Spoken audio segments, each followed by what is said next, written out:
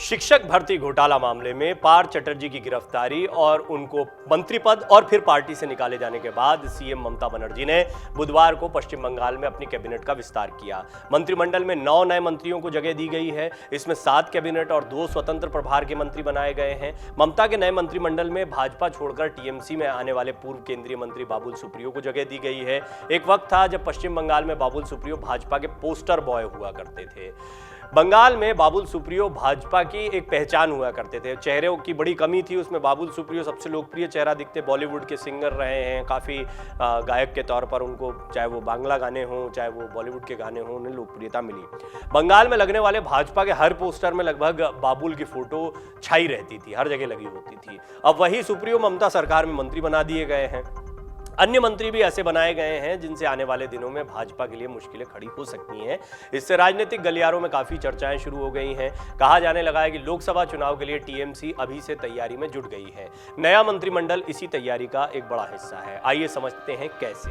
Bank कर्मचारी से केंद्रीय मंत्री और अब ममता के मंत्री बने हैं बाबुल सुप्रियो। बाबुल सुप्रियो का असली नाम जो है वो सुप्रिया बराल है, फिर उनका लोकप्रिय नाम बाबुल सुप्रियो है।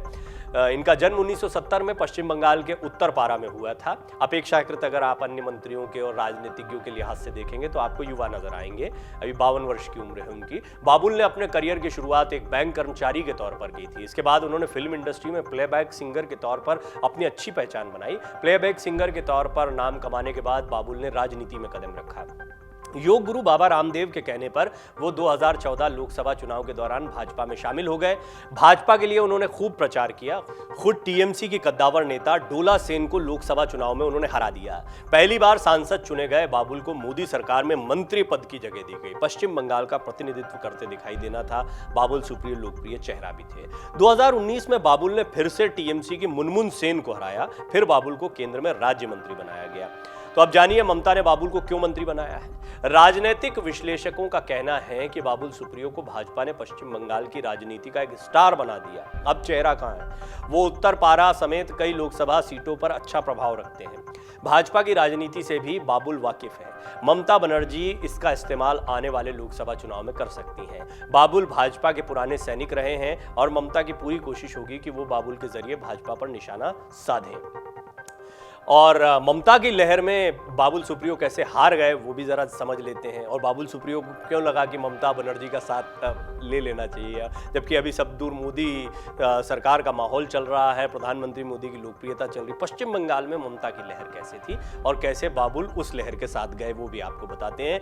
2021 विधानसभा चुनाव में भाजपा ने बाबुल को पश्चिम बंगाल की राजनीति करने के लिए मैदान में उतारा। उन्हें टॉलीगंज विधानसभा से उम्मीदवार बनाया गया। पूरे प्रदेश में बाबुल भाजपा के स्टार थे। हर पोस्टर बैनर में बाबुल की तस्वीर हुआ करती थी। हालांकि बाबुल विधानसभा चुनाव हार गए। चुनाव में भाजपा को बुरी हार मिली। इसके बाद बाबुल ने भी भाजपा का साथ छोड़ दिया। वो टीएमसी में शामिल हो गए। इसी साल अप्रैल में हुए उपचुनाव में टीएमसी ने बाबुल को बलीगंज से उम्मीदवार बनाया। वो जीत गए। जब टीएमसी के टिकट पर लड़े ने टीएमसी का माहौल चल रहा है, बाबुल समझ गए इस बात को। अब ममता बनर्जी ने उन्हें मंत्री बनाकर इसका इनाम भी दे दिया है। ममता के 9 मंत्री और सभी के जरिए भाजपा पर निशाना कैसे, वो भी हम आपको इस रिपोर्ट में बता देते हैं। बाबुल सुप्रियो का समीकरण तो आपने समझ लिया विस्तार से। अब बाकी नए मंत्रियों का गणित भी थोड़ा समझिए। ममता का हर नया मंत्री चुन चुनकर बनाया गया। ममता ने अपने मंत्रिमंडल में स्नेहाशीष चक्रवर्ती को भी शामिल किया है। स्नेहाशीष हुगली के जंगीपारा से विधायक हैं। ये विधानसभा हुगली संसदीय सीट के अंतर्गत आती है। हुगली से 2019 में भाजपा के उम्मीदवार लॉकेट चटर्जी ने लोकसभा का चुनाव जीता था। ममता के दूसरे मंत्री पार्थ भौमिक हैं। पार्थ नई हाटी विधानसभा क्षेत्र से विधायक हैं। ये विधानसभा बैरकपुर संसदीय क्षेत्र में आती है। यहां से 2019 लोकसभा चुनाव में भारतीय जनता पार्टी के अर्जुन सिंह ने चुनाव जीता था। मंत्रिमंडल विस्तार में उदयन गुहा को भी मंत्री बनाया गया। गुहा दीनहाता विधानसभा क्षेत्र से आते हैं। क्षेत्र कूच बिहार संसदीय क्षेत्र में आता है। 2019 लोकसभा चुनाव में यहां से भारतीय जनता पार्टी के निश्चित प्रामाणिक सांसद चुने गए थे और वामपंथी विचारधारा के रहे हैं, जिनको मंत्री अभी बनाया गया है। अब बात करते हैं ममता सरकार के अगले नए मंत्री प्रदीप मजूमदार की। प्रदीप दुर्गापुर पूर्व विधानसभा सीट से विधायक चुने गए हैं। ये सीट बर्धमान दुर्गापुर संसदीय क्षेत्र में आती है। यहां से 2019 लोकसभा चुनाव भारतीय जनता पार्टी के एसएस अहलूवालिया ने जीता था। तजमुल हुसैन को भी ममता सरकार में मंत्री बनाया गया है। हुसैन हरीशचंद्रपुर विधानसभा से विधायक चुने गए हैं। ये सीट मालदा उत्तर संसदीय क्षेत्र में आती है। यहां से 2019 लोकसभा चुनाव में खगेन मुर्मू ने जीत हासिल की थी। खगेन भारतीय जनता पार्टी के सदस्य हैं। ममता के नए कैबिनेट मंत्रियों में आखिरी नाम सत्यजीत बर्मन का आता है, जो अभी विस्तार में मंत्री बनाए गए हैं। सत्यजीत बर्मन हेमताबाद विधानसभा से विधायक चुने गए हैं। ये विधानसभा सीट रायगंज लोकसभा क्षेत्र में आती है। यहां से 2019 लोकसभा चुनाव में भाजपा की देवोश्री चौधरी ने जीत हासिल की थी। ममता का दांव केवल कैबिनेट मंत्रियों को लेकर नहीं है, बल्कि स्वतंत्र प्रभार के मंत्रियों को भी इसी उद्देश्य के साथ बनाया गया है। ममता के नए मंत्रिमंडल में बीरबाहा हंसदा को स्वतंत्र प्रभार मंत्री बनाया गया है। हंसदा बांग्ला फिल्मों की अभिनेत्री रह चुकी हैं। अभी झारग्राम से विधायक हैं। हंसदा की सीट झारग्राम संसदीय क्षेत्र में आती है। 2019 लोकसभा चुनाव में यहां से भारतीय जनता पार्टी के कुंवर हेम्ब्रम ने जीत हासिल की थी। ममता के अगले स्वतंत्र प्रभार मंत्री बिप्लब राय चौधरी हैं। चौधरी पंसकुरा पूर्व विधानसभा सीट से विधायक हैं। ये सीट तामलुक संसदीय क्षेत्र में आती है। यहां से भारतीय जनता पार्टी पश्चिम बंगाल के कद्दावर नेता शुभेंदु अधिकारी के भाई दिव्येंदु अधिकारी 2019 में सांसद चुने गए थे। यूं तो दिव्येंदु अभी भी तृणमूल कांग्रेस में ही है, लेकिन सियासी गलियारों में चर्चा है कि लोकसभा चुनाव के दौरान वो भाजपा में शामिल हो सकते हैं।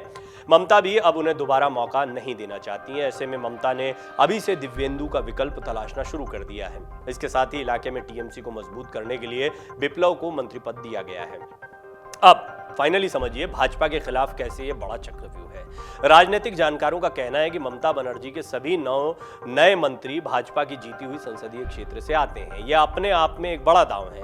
ममता ने उन्हीं क्षेत्रों के विधायकों को अपने मंत्रिमंडल में शामिल किया है। यहां भाजपा मजबूत है। ये एक बड़ा संदेश है। ममता 2024 लोकसभा चुनाव की तैयारी कर रही हैं। ममता ने केवल इन्हें मंत्री नहीं बनाया, बल्कि इन्हें 9 संसदीय सीटों की जिम्मेदारी भी दे दी है। इन मंत्रियों से साफ कहा गया है कि कुछ भी करके वो क्षेत्र में भाजपा का वर्चस्व कम करे, ताकि 2024 में टीएमसी इन सीटों को वापस जीत सके। जिनकी भी भाजपा से नजदीकियां रही हैं, कार्यकर्ता उनके नजदीक रहे हैं। ऐसे में कार्यकर्ताओं को या काडर को साथ में लाने में एक प्रभावशाली भूमिका ये लोग निभा सकते हैं। दूसरी महत्वपूर्ण बात यह होती है कि जिस तरफ हवा चल रही होती है, लोगों को, कार्यकर्ताओं को उस तरफ जाने में कोई बहुत ज्यादा दिक्कतें नहीं होती हैं। ममता बनर्जी ऐसा मानकर चल रही हैं कि वो सीट दर सीट अगर चक्रव्यूह रचेंगी या काम करेंगी तो बीजेपी को कमजोर करना उनके लिए संभव हो पाएगा आगामी लोकसभा चुनाव 2024 में। डाउनलोड करें अमर उजाला ऐप और पाएं खबरें लगातार। अगर आप ये वीडियो YouTube पर देख रहे हैं तो हमारे चैनल को सब्सक्राइब करें और बेल आइकन को दबाना ना भूलें। अगर आप Facebook पर ये वीडियो देख रहे हैं तो हमारे पेज को लाइक करें।